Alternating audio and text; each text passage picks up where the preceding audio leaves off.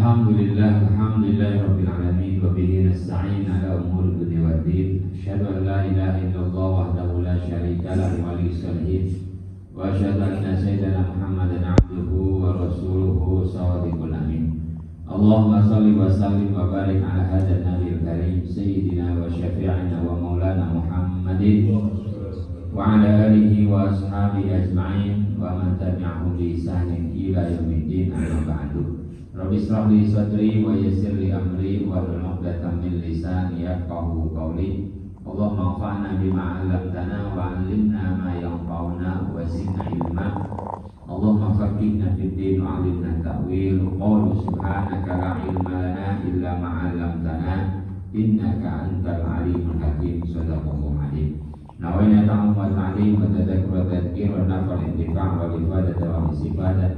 Walhasanat tamasuki bi kitabillah wa sunnati rasulillah wa du'a al-huda wa tanal khair ibadika wa hadillah wa ma'udati wa kulli wa tawabi subhanahu wa ta'ala wa ila najil mustafa sayyidina Muhammad rasulillah wa ala alihi wa sahbihi wa dhurriyyati ajma'in, khususan ila hadratil imam pada kitab al-imam al-hafidh Syihabuddin Ahmad bin Ali bin Hajar al-Asqalani wa ahli baitihi wa dzurriyyatihi wa man yu'min wa lana syahadatul kitab lahumul fatihah. A'udzu billahi minasy syaithanir rajim. Bismillahirrahmanirrahim.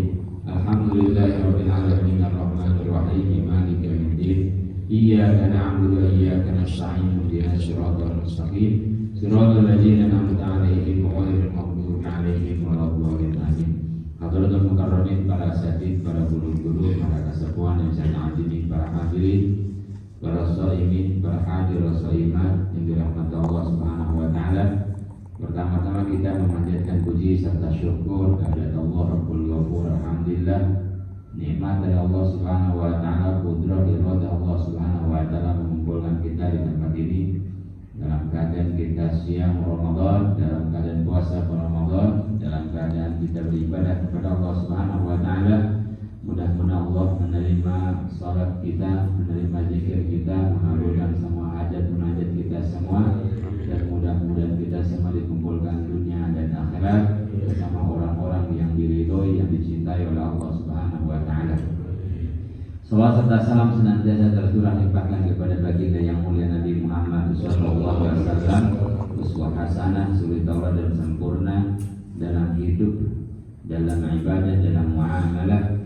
Mudah-mudahan kita bisa meniru, melestarikan, menjaga sunnah-sunnah Nabi Muhammad SAW dalam ibadah, dalam muamalah kita, dan mudah-mudahan atas dasar kecintaan kita kepada Nabi Muhammad SAW, kalau kita di yaumil qiyamah mendapatkan syafaat, mendapatkan pertolongan, mendapatkan privilege dari Nabi Muhammad SAW. Urusan dunia kalau ada orang dalam gampang, urusan akhirat juga kalau ada orang dalam gampang ya. Jadi orang dalamnya Nabi Muhammad SAW ini syafaat.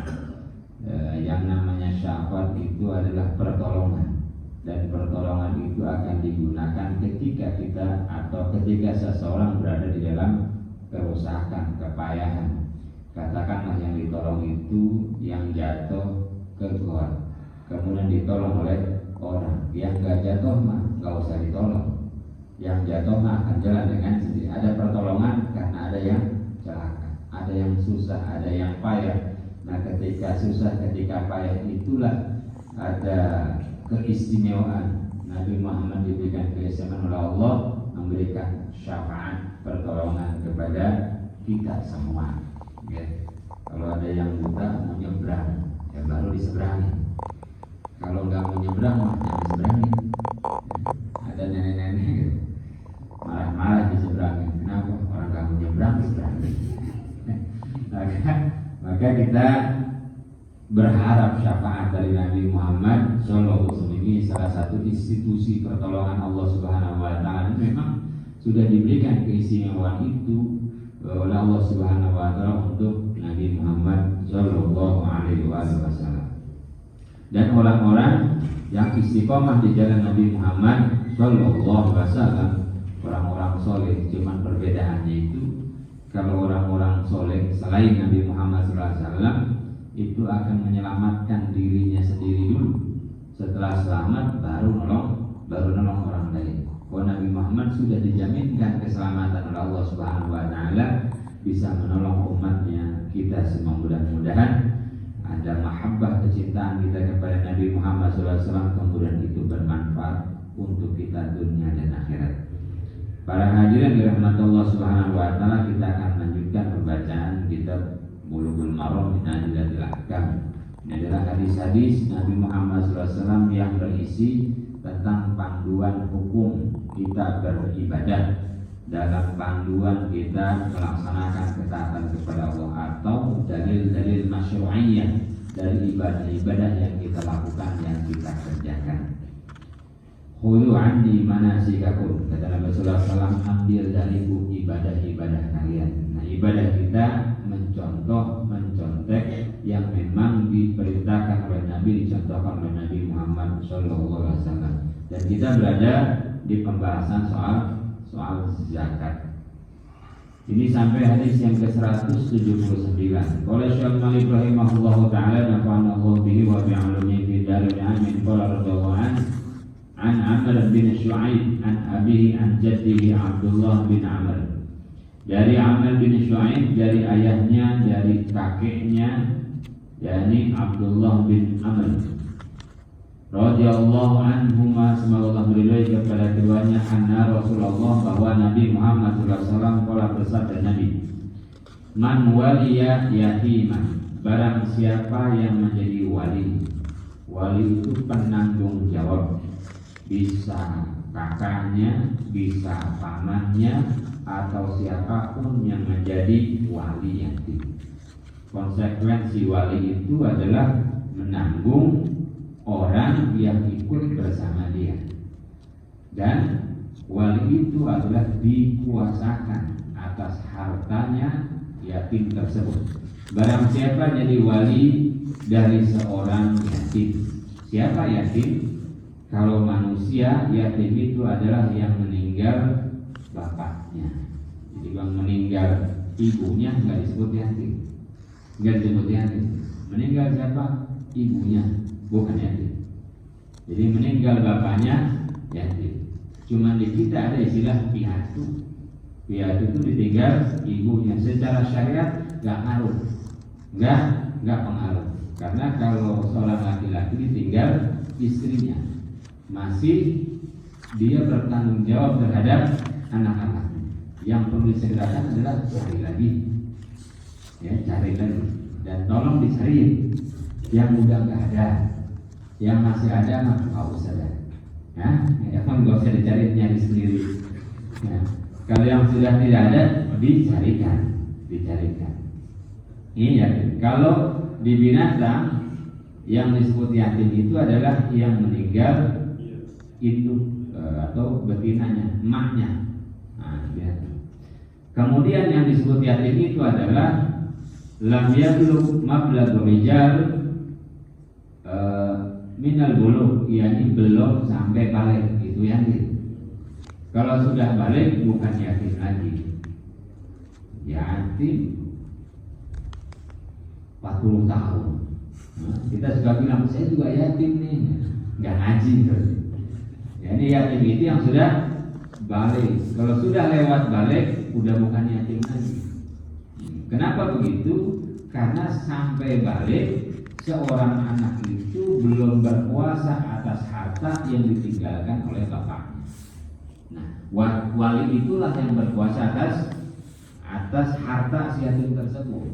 Makanya kalau orang ditinggalkan bapaknya masih kecil, mau dia miskin, mau dia kaya, berkecukupan, tetap yatim.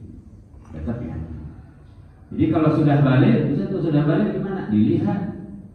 Kalau memang dia tidak punya harta yang ditinggalkan oleh ayahnya, maka dia kategorinya du'afa.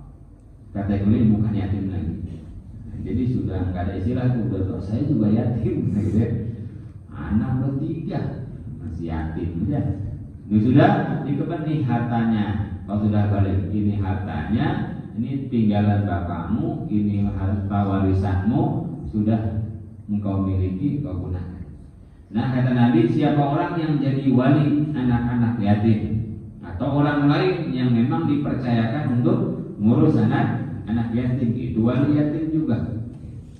Siapa orang yang jadi wali yatim, lahu malun, yang yatim itu punya harta, punya harta. Dari mana? Bisa jadi dari harta waris ayahnya.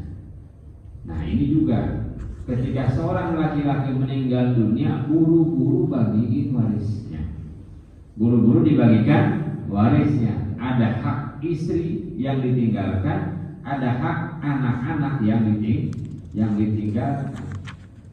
Ini kadang-kadang karena ibunya masih ada, harta waris enggak dibagikan, lama-lama sengketa. Ketika ibunya menikah lagi, ramai. Ustaz ini gimana? Kapan meninggalnya? Sudah 20 tahun yang lalu. Sengketa kemudian. Padahal sudah dibagikan. Ini anak laki-lakinya, ini anak perempuannya, ini hak istri yang ditinggalkannya. Gitu. Kalau ada yang ditinggalkan, justru meninggalkan hutang. Mau apa lagi? Ya. Ninggalin hutang, repot urusannya. Nih, harta anak yatim. Kenapa ada hukum waris? Hukum waris itu untuk mengatur harta yang ditinggalkan oleh tuannya, supaya tidak ada harta tak bertuan. Gitu. Kemarin baru datang seseorang ditinggalkan oleh suaminya, buru-buru bagikan. Masalahnya nanti adalah ibunya menjadi wali dari harta yang ditinggalkan oleh suaminya, yakni harta anak-anaknya. Itu nanti aman. Makanya saya sedikit singgung soal harta waris ini, bagikan sesegera mungkin, jangan tunggu nanti. Banyak potensi masalah dari sini. Orang tuanya sudah meninggal, orang tua lakinya sudah meninggal, enggak dibagiin. Kemudian berjalan, kemudian ibunya meninggal, baru saling klaim anaknya. Dari dulu waktu bapak meninggal, mana harta saya? Ibu meninggal, mana hartanya? Ribet. Akhirnya urusan ke polisi. Ya, ini orang yang diberikan hak kuasa terhadap harta yatim, faliyat tajir lahu, maka mengembangkan. Dari kata tijaroh, boleh kita ketitipan harta yatim, kemudian kita kembangkan, kita produktifkan tuh. Kita boleh, tidak ada masalah, sama sekali tidak ada masalah. Yang ngurusin yatim, kemudian dikembangkan nih harta yatim, sehingga menjadi sesuatu yang bermanfaat lebih banyak. Ini syariat. Ketika kemarin kita ngurusin yatim, boleh hukumnya harta yang dikumpulkan itu untuk kita kembangkan. Ada resiko, iya. Namanya tijarah, namanya perniagaan, ada resikonya. Ada resiko untung, ada resiko rugi. Persetujuan anak yatim enggak usah. Orang yang dikuasakan, ya, si wali ini dikuasakan, disuruhkan hartanya, tapi intikan niatannya beda. Makan harta yatim dan mengembangkan harta anak yatim. Kalau makan harta yatim haram hukum, mutlak haram. Gak akan berkah, tidak akan berkah, tidak akan berkembang sama sekali. Menjadi barang yang haram masuk ke dalam tubuh kita. Tapi kalau mengembangkan ada tujuan baiknya, maka sekarang banyak ya wakaf produktif. Boleh misalkan yatim punya ruko, kemudian hartanya dibelikan ruko misalkan, atau kontrakan, kemudian dikembangkan di hartanya terus ya, sehingga dia besar, ini juga sudah berkembang. Yang jagonya tentu, yang pinternya urusan bisnisnya. Faliyat tajir lahu, maka kembangkanlah kata Nabi harta anak yatim itu. Walayat ruku, dan jangan tinggalkan harta itu begitu saja, hatta ta'kulu shadaqah, sehingga menghabiskan akan harta tersebut zakat. Satu, bahwa boleh mengembangkan harta anak yatim yang ditinggalkan. Kemudian yang kedua, bahwa harta anak yatim itu tetap dizakati. Tetap dizakati. Zakat. Kalau memang sudah nisab dan haul tetap wajib dikeluarkan. Ya. Kemarin Masya Allah, kemarin saya juga surprise, ada orang, Ustaz, harta yang kita kumpulkan atau bahasanya ini jarang, ini boleh jadi inspirasi buat kita. Ustaz, kami itu sekeluarga bikin tabungan. Tabungan apa? Tabungan itu tabungan orang tua kami. Maksudnya kami punya satu tabungan, kemudian anak-anaknya itu masukin ke tabungan tersebut, orang tuanya pakai. Masya Allah kan? Kalau kita kebanyakan tabungan anak, tabungan sekolah anak, tabungan pendidikan anak, tabungan asuransi pendidikan anak. Kita mikirin anak-anak, kalau kita nggak mikirin orang tua kita. Ada, saya nggak tahu, tapi ini baru saya temui. Bagaimana hukumnya tabungan orang tua yang kita anak-anaknya nabung untuk orang tua itu? Jadi gimana? Orang tua suka-suka pakai. Ternyata orang tuanya jarang pakai harta tersebut. Sehingga nisab Ustaz, dizakati enggak? Tetap dizakati. Tapi yang hebat adalah saya baru nemu model kayak gitu. Kadang-kadang kita ngasih orang tua baru kalau minta doa. Nah, transfer itu juga masih pakai entar agak sorean dikit. Ini luar biasa, boleh. Ada satu itu. Yang kedua ada lagi, Ustaz, saya mau sedekah selama 10 hari ini. 10 hari ini sedekah 10 hari terakhir saya masih sibuk kerja Ustaz, nggak bisa iktikaf kayak orang lain. Terus saya setiap hari mau sedekah terakhir. Masya Allah, sampai kita ribut. Kalau sudah 10 hari itu iktikaf, tilawah Al-Quran, ibadah makhluk kita, ibadah langsung kita. Tetapi ini 200.000 sih gede. Tapi tiap hari selama 2 hari saya nggak bisa iktikaf kayak orang, tapi saya bisa sedekah aja lah 200.000 sampai dengan akhir Ramadan. Masya Allah, luar biasa. Jadi variasi ibadah macam-macam. Nah, kalau kita punya tabungan kayak gitu, ya sampai nisab bertahan selama setahun dizakati.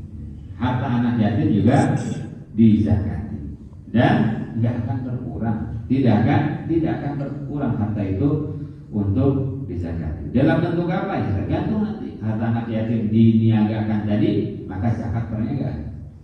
Kalau harta yatim tadi kemudian disimpan berupa deposito, maka zakat emas dan perak serta uang terus tidak hilang kewajiban zakatnya. Emas. Nah, yang ketiga, harta ini bukan milik walinya, tapi milik anak yatim. Anak yatim udah balik belum? Udah mukallaf belum? Jadi harta itu tetap dikeluarkan meskipun tuannya, sahibul malnya, pemiliknya belum balik. Kalau sholat kan nunggu mukallaf, balik baru wajib sholat. Haji nunggu mukallaf, balik baru wajib haji. Puasa nunggu mukallaf, ya ini sudah balik baru kena ketentuan hukum. Kalau zakat, sedekah, harta tidak. Buktinya adalah yang lebih tegas jelasnya, anak kita baru lahir di zakat itu. Anak kita lahir pas sore-sore tanggal 29 Ramadan. Lahirnya setengah 6. Ya, bentar lagi maghrib. Maka walaupun baru lahir tetap dizakati. Zakatul fitri. Kenapa? Sudah ada di bulan Ramadan walaupun setengah jam. Tapi kalau sudah lewat maghrib, malam takbiran, orang takbiran dia lahiran, dizakati enggak? Nah, enggak. Kenapa? Lahirnya tanggal 1 Syawal, bukan Ramadan. Orang meninggal di malam, besok puasa, pas malamnya dia meninggal, dizakati enggak? Dizakati karena sudah ada di tanggal 1 Ramadan. Nah, jadi haulnya zakat fitri itu adalah Ramadan. Siapa saja yang hidup di bulan Ramadan maka wajib zakat. Jadi anak kecil pun tadi, walaupun harta tadi adalah milik anak kecil yang belum balik, aslinya kan gitu, wali wakilnya saja tetap wajib dizakati gitu ya. Jadi misalkan kita memberikan kepada anak kita betul lahir usia 5 tahun, bukan 5 tahun, tapi perusahaan A udah saya berikan kepada si A, yang baru perusahaan A kepada si fulan yang dia belum balik, tetap wajib disakati ya, nggak nunggu balik, nggak nunggu mukallaf. Wa idza dha'ifa walau syahidun mursal 'inda Syafi'i, walaupun sebagian ulama ahli hadis menghukumi dhaif hadis ini, tetapi Imam Syafi'i memursalkan hadis ini bisa dijadikan sebagai hujjah. Di antaranya adalah ada syahadah, ada dukungan dari hadis lain yang sahih bahwa anak yang belum balik kalau punya harta maka dia wajib zakat. Kadang-kadang kan gitu Ustaz. Banyak orang anak-anak kaya walaupun belum balik. Kalau kita lihat anak jago jualan online-nya, belum balik, belum besar udah punya harta yang banyak, maka tetap wajib zakat. Ini yang dikatakan oleh jumhur bahwa wali sobi ikhrajuz zakat anhu. Siapa yang mengeluarkannya? Anak itu apa walinya? Yang mengeluarkan adalah walinya. Karena anak bisa jadi belum tahu bagaimana menghitung zakat. Jadi baru lahir dalam Islam itu bisa jadi dia punya harta baru lahir. Dia baru 5 hari bapaknya meninggal, dibagikan waris, dia punya harta. Maka penggunaannya hati-hati. Banyak ya sekarang nih orang sembarangan soal harta anak yatim ini. Wala taqul amwalal, jangan, jelas-jelas sudah Al-Quran, jangan makan harta anak-anak. Bagaimana kalau kita mengeluarkan zakat di awal? Boleh apa enggak? Mengeluarkan zakat ya di awal, khususnya yang pakai zakat profesi ya. Belum haul kan tuh, belum satu tahun, tapi kita mengeluarkan zakat tiap bulan dari pendapatan kita 2,5%. Dalilnya dari mana? Padahal zakat kemarin rumusnya adalah nisab haul. Berarti kalau kita mengeluarkan zakat setiap bulan 2,5% dari pendapatan kita, belum harus dibayar ya. Berarti melanggar kaidah yang pertama, yaitu zakat itu harus haul. Nah, Sayyidina Abbas bin Abdul Muttalib pernah bertanya kepada Nabi Muhammad SAW, ya Rasulullah, boleh enggak menyegerakan zakat yang hampir dipastikan sudahlah, itu memang sudah simpan dan sudah pasti sampai. Memang haulnya adalah bulan Syawal, tetapi kita bayar bulan Ramadan, keluarkan zakatnya bulan Ramadan. Sama kayak tadi, gaji kita selama setahun, kita cicil tiap bulan tuh. Kenapa? Aduh, udah kumpul berat uangnya, bukan berat uangnya, berat perasaannya. Aduh, udah banyak, mulai mikir-mikir ya. Gimana begitu? Ada, tetapi ini hanya rukhsah. Apa rukhsah? Sifatnya keringanan. Afdolnya tetap nunggu haul.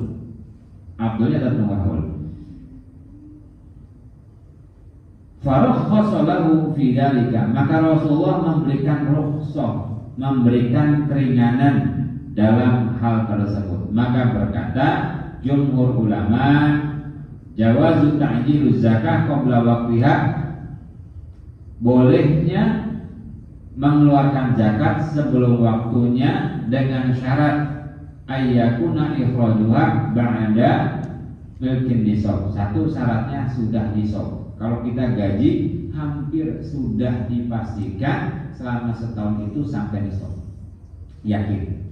Iyalah, misalkan gajinya 30 juta, kebutuhannya 15 juta setiap bulan, itu udah hitungan maksimal mentok 15 juta pengeluarannya.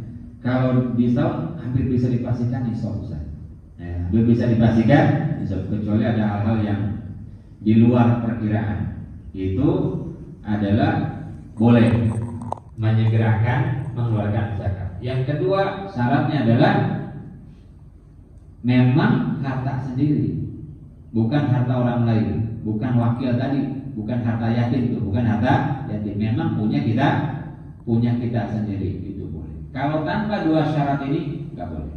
Tetap tunggu haul. Tetap tunggu dipastikan haul sampai setahun dulu.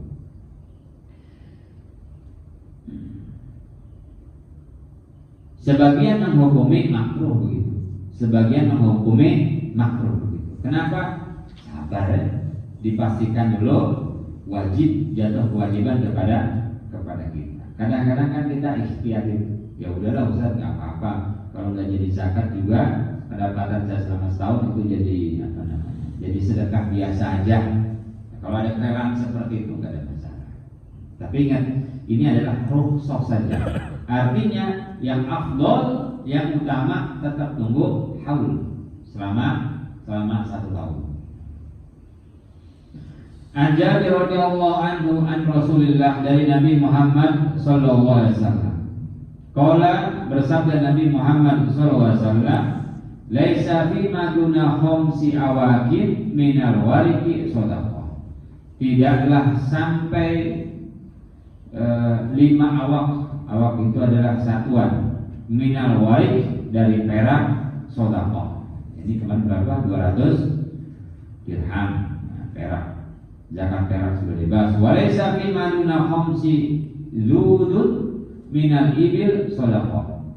Dan tidak ada dari di bawah 5 ekor unta zakat. Sudah kita bahas kemarin. Unta itu batasnya punya 5 nisab. Walaysa fi ma duna khamsati awsuq minat tamari shadaqah. Nah, ini yang baru.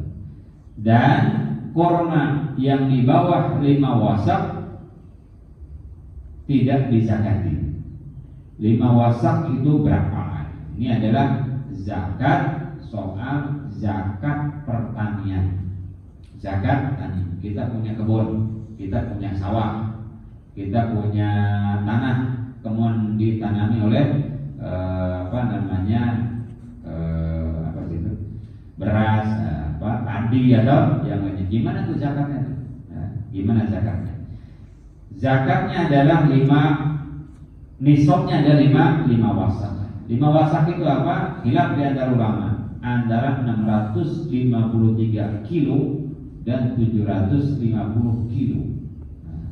Nyampe ketika panen sampai sejumlah itu dizakati. Enggak nyampe, enggak dizakati. Nisabnya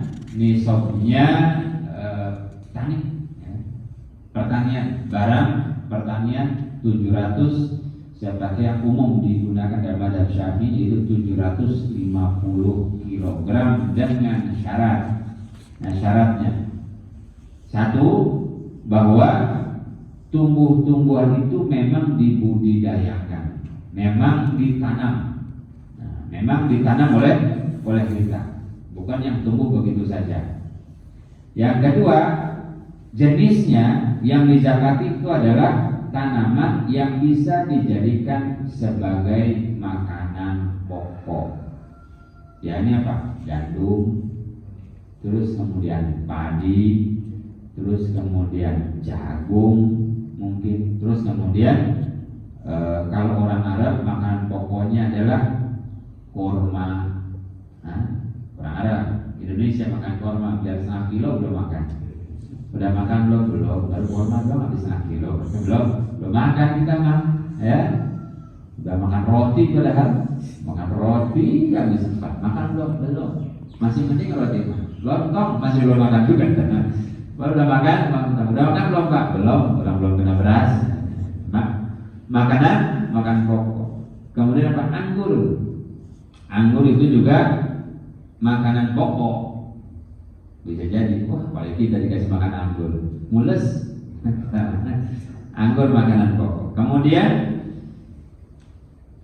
tanaman tadi dihitungnya kan 750 kilo itu.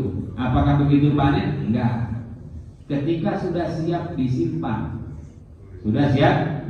Kalau kurma sudah dikeringkan, anggur sudah dikeringkan, beras sudah dikeringkan. Jadi neto ya, bersih ya. Kenapa? Kalau masih basah yang lainnya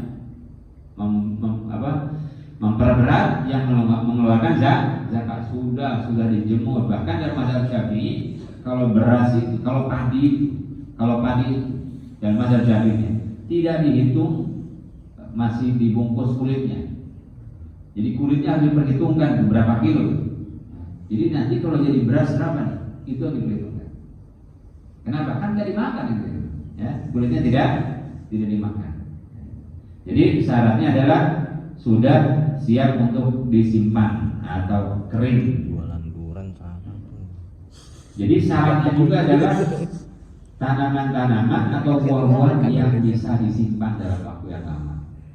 Anehnya panen mangga. Nah, di Jakarta kagak. Alpukat enggak. Nah, nanti jatuhnya ke mana tuh zakatnya kalau gitu? Zakatnya ke perniagaan. Kalau makanan pokok, zakatnya adalah zakat pertanian. Berapa persen? 2,5%? Enggak. Ya, zakatnya bukan 2,5%. Siapa tahu pensiun pulang kampung mau nanam padi aja lah. Padi. Udah puyeng di Tangerang, udah pulang kampung aja bertani.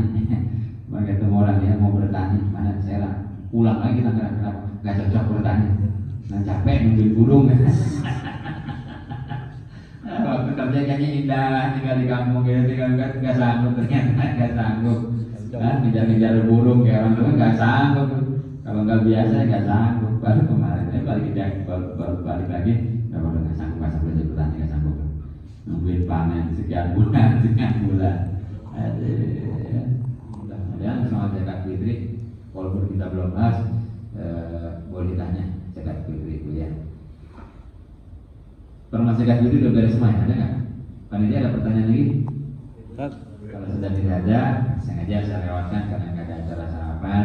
Kita sudah selesai, sebenarnya kan tetap pulang kan jam 7. Demikian kurang lebih mohon maaf. Mari sama-sama kita tutup dengan doa Al-Fatihah.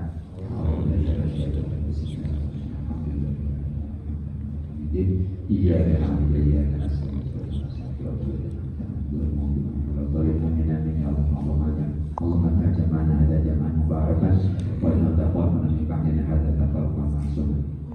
Rabbana taqabbal minna sholatan wa siyaman wa qiyaman wa ruk'an wa sujudana wa tadarruan wa takbiran bi rahmatika ya arhamar rahimin barik lana wa akrimna fi bagian min Ramadan.